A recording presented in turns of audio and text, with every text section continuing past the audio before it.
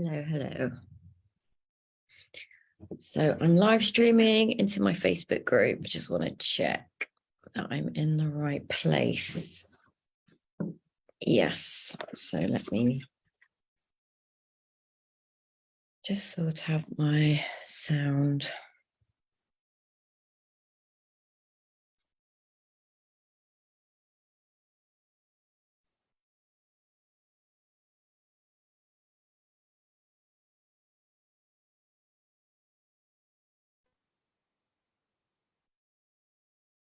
Right.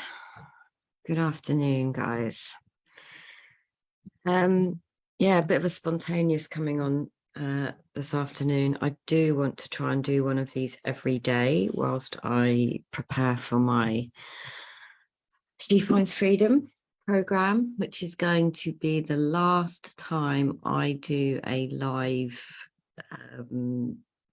version of this before it goes to a self-study program.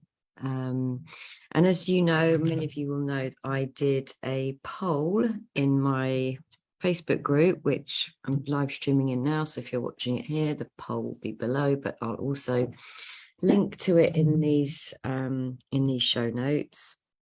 But yeah, the highest one was feeling stuck, and I thought I'd speak to that because my Finding Freedom program is not just about finding freedom from habits or addictions or anxiety. It's about finding freedom from your repetitive narrator, let's just call it, whatever you want to call it. I've called it various names, from the shitty committee to Lizzie the lizard to Justin Bieber to the little fucker. So I'm curious as to why those of you who ticked feeling stuck, what that actually means for you, because my guess is it will be different for every single one of you who ticked feeling stuck. But in my experience of feeling stuck, it was like, and I can only speak for myself and obviously from the women that I speak to in my work, is that when people feel stuck, it's like they're in Groundhog Day. Okay. So let me know if that resonates with you. Like, does it feel like you're in Groundhog Day? Because if it does, it means that we are often waking up with the same kind of thought patterns and behaviors that we have done for however long. And this is an interesting one. Hello, nice to see you. Thank you for giving me a wave. That always makes me feel less alone when I do these. I know they're unplanned and I have to just kind of do them when I've got a little bit of space. And as I'm trying to do them every day this week, they're going to be a bit random. So I appreciate you being here. Thank you. Feeling stuck. And this is an interesting one because some of you will know a lot of the work that I do is based around neuroscience and the automatic nature of our brain. And the brain and habits and thoughts all kind of live in the automatic part of your brain, which is the lower brain, the primitive brain. So when we're feeling stuck, it's usually some version of, I'm doing the same behavior over and over again and I don't want to, or I'm thinking the same thoughts over and over again and I don't want to, or I'm stuck in a situation I don't want to be in and I just don't know how to get myself out of it. So there are kind of nuances in my experience and the work that I do with my clients around feeling stuck. So I'd love to hear from you if that was something that you ticked, how you're feeling stuck. And I'll try and talk to this as best I can. But basically what you're dealing with in a neurological sense is not realizing that your brain is giving you the same thoughts, the same experiences, the same known experience over and over and over again. Now, there's a part of you, the kind of wiser part of you, that knows, I want life to be different. life can be a bit more exciting. Why am I doing this same thing over and over again when I don't want to be doing it? So there's a sort of higher self, which is that knows that life can be different, that you don't have to keep repeating the same thing over and over again. And then there's the lower brain, which has put everything into automatic pilot to make sure, because your lower brain is irrational, it is basically a little fucker.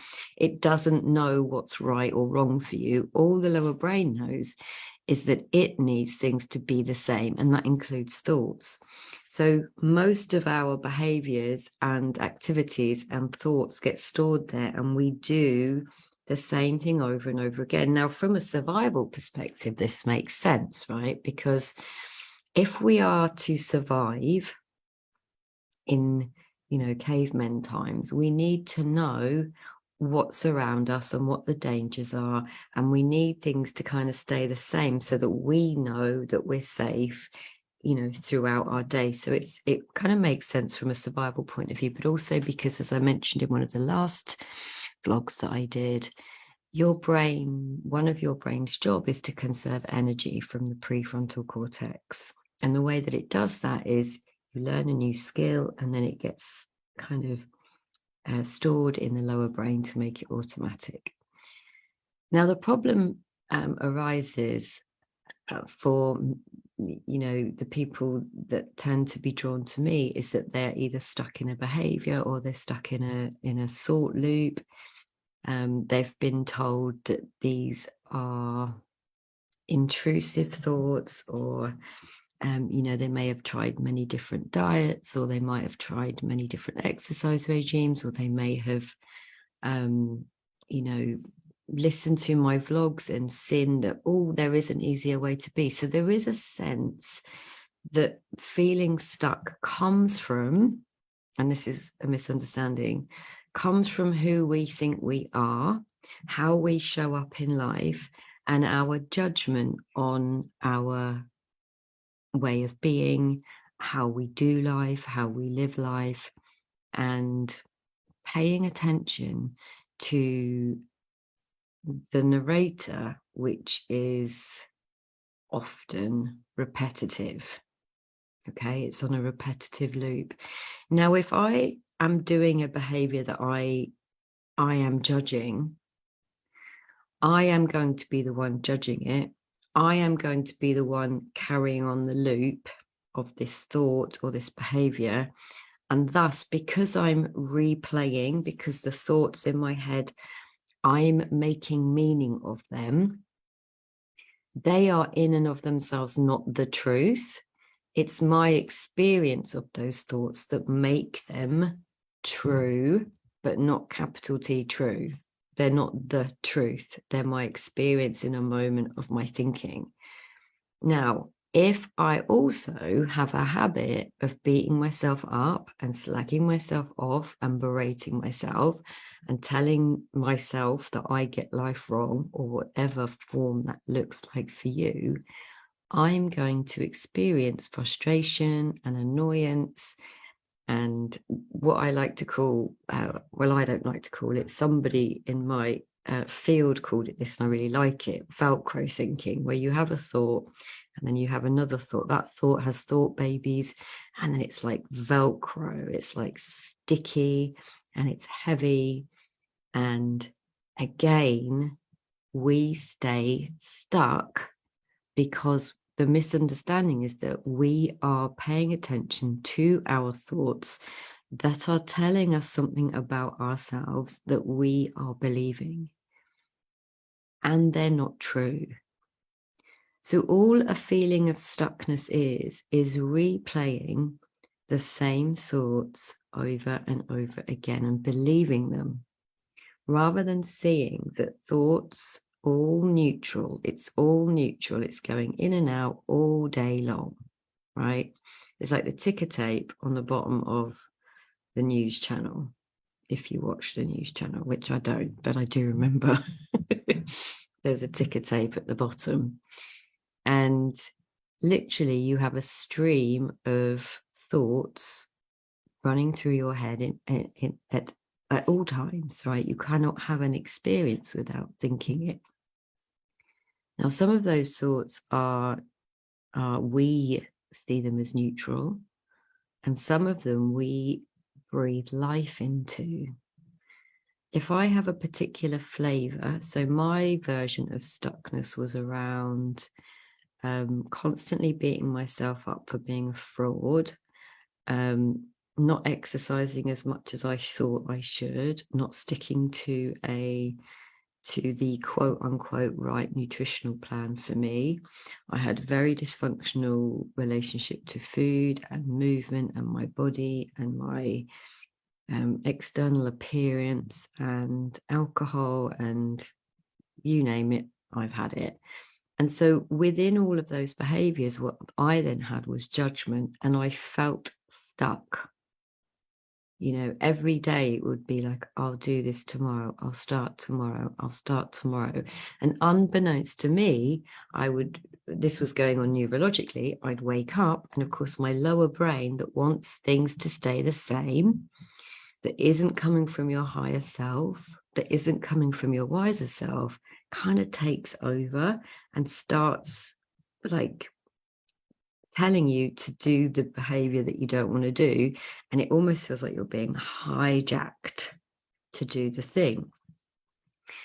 And this is going to sound really weird, but for years and years, because I studied nutrition and I was a personal trainer and I had this dysfunctional relationship with self, I had this belief that drinking a cup of tea in the morning wasn't the right thing to do. I had learnt that drinking hot water and lemon was the right thing to do, quote unquote, if you're listening to this on the podcast. And so I had gathered ideas through my experiences that there was a wrong way and a right way to drink and hydrate and eat and just be in general. And so I thought I was getting it wrong. And one of the ways I had this battle every single morning. Was just, I kind of look back with, you know, compassion and love for the younger me, that literally every single day would have this, I mustn't drink the tea. I mean, it was a cup of tea, right? But I had so much thinking about this tea, and every single morning I would drink the tea, and every single morning I would beat myself up. And that is how I started my day, every single day. For years, this went on until I came across this understanding that is the sort of foundation of the work that I teach with people, where I suddenly realized the tea wasn't the problem. Believe it or not, you may have known that already. I didn't know that because I had this belief. I'd made up this belief from something I'd heard about lemon in hot water being better for you, more alkaline, and all of the stuff that you can potentially pick up along your way if you're trying to change your life. So I had this innocent belief that was misplaced, that the cup of tea was not good for me and was responsible for my not losing weight and being tired. And I just literally made this poor cup of tea, just ignoring everything else. I mean, I'm using this as an example, and I am over exaggerating because I had many things that I beat myself up for, but the cup of tea is one of the ways in which I felt stuck, right? And so every day I would wake up and I'd have this thinking about the tea, and I'd try and force myself to have the cup of lemon tea, and I never did. And every day was the same. And so that experience had me feeling stuck. So this is what, like, I want to get a sense of, if you're feeling stuck, how is it showing up for you? Because once I realized that it wasn't the tea that was having an impact on me, it was my thinking about the cup of tea. And the more stressful thinking I paid attention to, the more I activate my stress response. And that is what causes inflammation and digestive issues and, you know, other physical symptoms. It wasn't the tea. And I wouldn't have been any better in myself at that point in my life if I was drinking hot water and lemon, because I lived in a state of constant stress, in constant flight or fright. And had I known that it would just be as simple as enjoy the tea, then I probably would have had a very different experience. But it's very interesting when we pick up other people's beliefs, or I'll follow that person and they say this, I'll follow this person and they say this, and then I make up my own experience of how I'm getting life wrong. Right, this is like the base, guys. This is the foundation. This is in my program. I go much deeper into this than I can do on these little short vlogs. But essentially, if I think in my psyche, in my soul, that I'm getting life wrong, my brain, it's called a forward feedback loop, will find evidence of my theory being true. So in this scenario, drinking the tea equals me getting life wrong. And that went on every day. And that's how I started every single day. When all I had to see, and I see it now, and I do enjoy my cup of tea, I have no thinking about my cup of tea. And some mornings I might have a different drink because I'm not obsessing about what I put into my mouth. I don't have any rules. I don't have any stipulations. I don't think I'm getting life wrong. I literally listen to what my body needs in a moment, because that's what this gives you. It gives you freedom from paying attention to the shitty committee in your head, which is on a loop. And that's the feeling of stuckness. It comes from paying attention to repeated thoughts of the same flavor. Usually, I get life wrong. I'm not good enough. I'm unlovable. People, if they really knew me, they'd reject me. And of course, staying the same, as I did for many years with the cup of tea example, kept me in the same place, which was quote unquote safe and comfortable, because I got to be right. My theory was proven right every single day because I drank the tea. So that's also going on in the background. If you have a deep-rooted belief that you're not good enough, or that you're damaged, or that you're broken, you will find evidence for your truth, no matter what your theory. And if you join my program, I'm going to be spending 8 weeks trying to prove you wrong and proving to you that you're not broken, that every habit or thought that you have that's on a loop of stuckness, if that's where you're at, is coming from a very brilliant but primal lower brain that has no rational thought of its own, that only has your survival at its heart, that needs routine. And what comes with routine? Knowing. So we stay in the same place, and it's known, because the unknown feels too scary for people.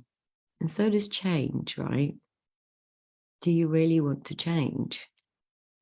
Because the potential of doing this program with me is that you will experience deep change. And for a lot of us, that can feel too frightening and too scary. But trust me when I say I experience excitement in my day, in the mornings. I don't have dread. I don't have that awful Monday, dread, or daily dread, or repetitive shitty committee, because I know that everything is in the world of the unknown. And by keeping it in the world of the known, even though it's innocent and it's coming from a lower brain, our higher self feels stuck because we think we are getting life wrong and we're not. And that's why this understanding, this paradigm in psychology is so, so powerful, because it comes from within you. You will see something different for yourself. It won't come from me. It will come from within you. And life doesn't have to be so hard.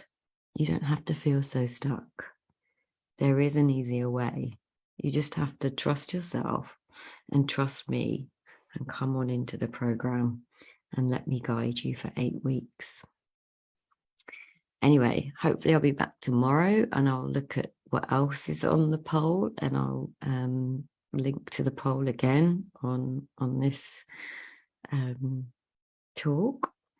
And if you'd like a chat, I've opened up some space in my diary this week. And I'd be more than happy to have a chat with you. Just remember that this is the last time I'll be doing this program as a live event, which means you will be getting group coaching calls with me. You will get access to the circle community, and we'll be going through it together.